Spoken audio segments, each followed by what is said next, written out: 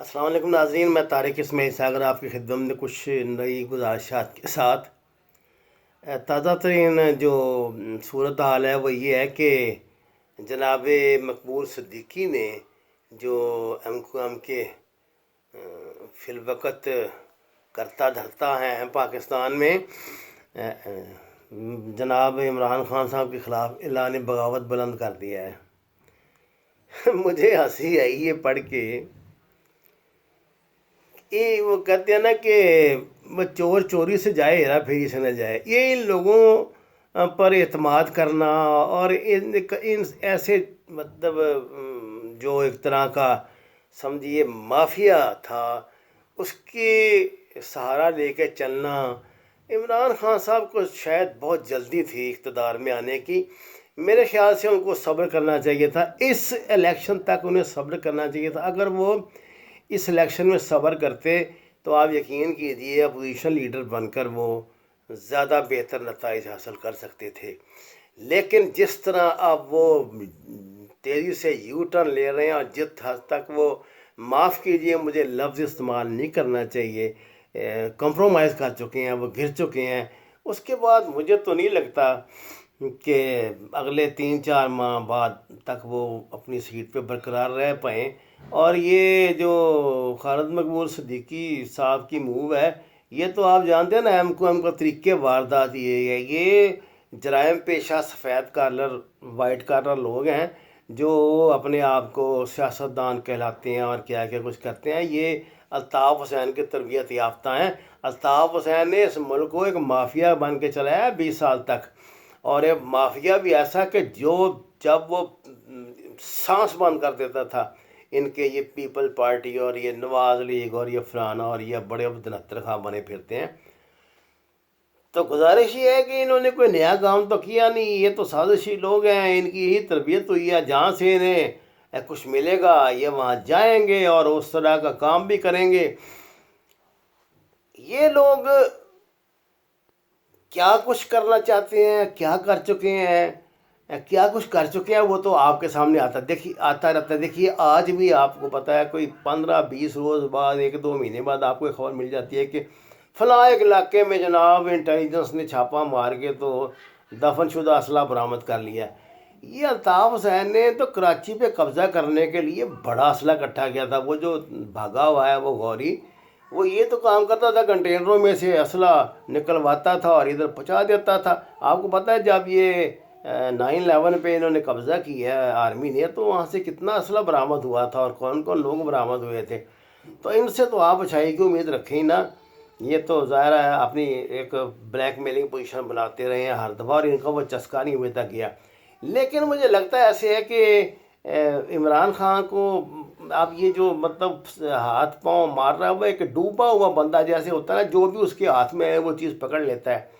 میرے خیال سے تو خان صاحب کی پوزیشن اب ایسی بن چکی ہے ان کی پالیسیوں کی وجہ۔ دیکھیے وہ کچھ بھی دلیل دے دیں، میں قرآن کی آیتیں پڑھ لیں، حدیثیں سنا لیں، جو بندہ بھوکا ہے، جو بندہ اس کو عمران خان کو اس لیے ووٹ دے کے آیا تھا کہ اس کو ڈھنگ کی روٹی کھانے کو ملے گی، اور وہ پہلے بھی روٹی سے محروم ہو چکا ہے جو اسے مل ہی رہی تھی جیسی تیسی، اس سے آپ کیا امید رکھیں گے؟ وہ کیوں آپ کی حمایت کرے گا؟ خان صاحب کبھی نہیں کرے گا۔ یہ آپ کا فلسفہ، یہ آپ کی بین الاقوامی جو دسترس ہے مختلف امور پہ، یہ آپ کی پڑھائی لکھائی، یہ آپ کی جو کمانڈنگ پوزیشن ہے، یہ اس کو تو متاثر نہیں کرے گی۔ اس کو تو اپنے بچوں کا مستقبل جو ہے وہ زیادہ عزیز ہے آپ کی ان باتوں سے، اور ہمیں اس سے کیا لینا دینا؟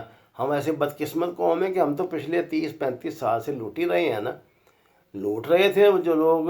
اب یہ بات مجھے صحیح لگتی ہے کہ اگر وہ کھاتے تھے نا تو کچھ دیتے بھی تھے، ادھر تو میری کوشش نہیں رہا، ادھر تو سب کچھ جا ہی رہا ہے۔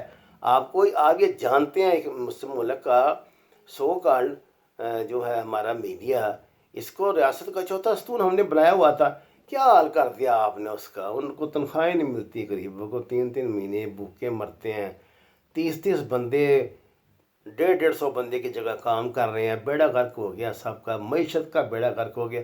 آپ کہتے رہے نا، دلیلیں دیتے رہے، یہ IMF کی جو آپ کی باتیں ہیں اور یہ کسی کام نہیں آئیں گی۔ میں آپ کو اسٹریٹ میں بتا دیتا ہوں کہ جب یہ اتنی تیزی کے ساتھ انقلابات پاکستان میں آ رہے ہیں نا، مجھے یاد آ رہا ہے 2-3 روز پہلے میں نے سنا ہے سردار ثناء اللہ نے کہا تھا کہ پچھلے 72 سال میں کبھی بھی اپوزیشن اتنی مضبوط نہیں رہی حکومت کی یہ تختہ الٹنے کے سلسلے میں۔ اور صحیح بات ہے، 4-5 کی ووٹوں کی برتری سے آپ کیا کر لیں گے؟ اور وہ بھی سب آپ نے پیسے آپ نے خریدے ہوئے ہیں ایک طرح سے۔ میں یہ نہیں کہتا کہ آپ نے کوئی رشوت دے کے خریدے ہیں، لیکن وہ اپنے مفادات پر آپ کے ساتھ شامل ہوئے ہیں، ان کے مفادات آپ پورے کرتے رہیں۔ یہ تو انسانی حوث کبھی ختم ہی نہیں ہوتی۔ آپ جو سونے کے والوں میں ان کو کھلانا پلانا شروع کر دیں، آپ کیا بیوقوف سمجھتے ہیں؟ یہ چودھری برادران کو آپ کے بیوقوف سمجھتے ہیں؟ یہ جو ماضی کے جرائم پیش ہیں یہ آپ نے اکٹھے کیے ہوئے ہیں ادھر پڑھے لکھے لوگ بنا کے، اور آپ کمال کے بندے ہیں۔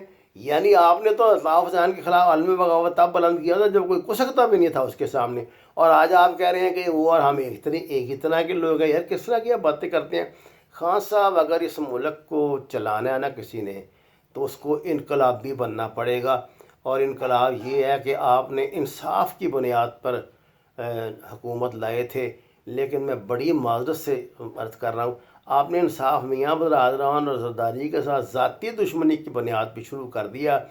آپ نے بلدیہ ٹاؤن کو، آپ نے یہ جو ماڈل ٹاؤن کو، اس کو کنسیڈر نہیں کیا۔ کاش آپ اپنے اپنی مہم کا آغاز جو بلدیہ ٹاؤن سے کرتے تو آپ کو پتہ لگتا۔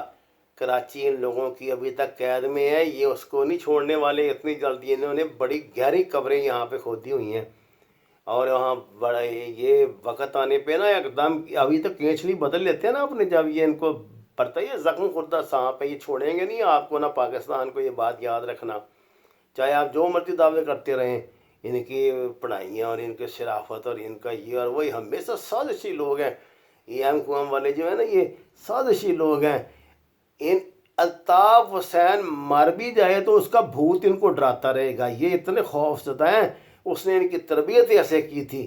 تو اس لیے مجھے تو خان صاحب میں بہت معذرت سے یہ بات کہہ رہا ہوں، آپ کی حکومت اگر آپ نے انہی ساغوں پہ رہنا تو پھر ٹکتی نہیں لگتی۔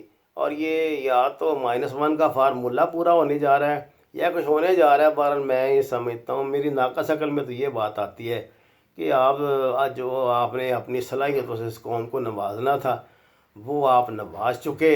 اب مشکل ہے کہ آپ جیسا شریف آدمی جو ہے وہ سروائیو کر جائے۔ ناظرین، یہ میرا ذاتی چینل ہے، اگر آپ یہ سمجھتے ہیں کہ میں کوئی صحیح بات کرتا ہوں اور بے لاگ بات کرتا ہوں تو پھر آپ سے درخواست ہے کہ آپ اس کو پروموٹ کریں، سبسکرائب کریں، میرا ساتھ دیں۔ وما علینا الا البلاغ۔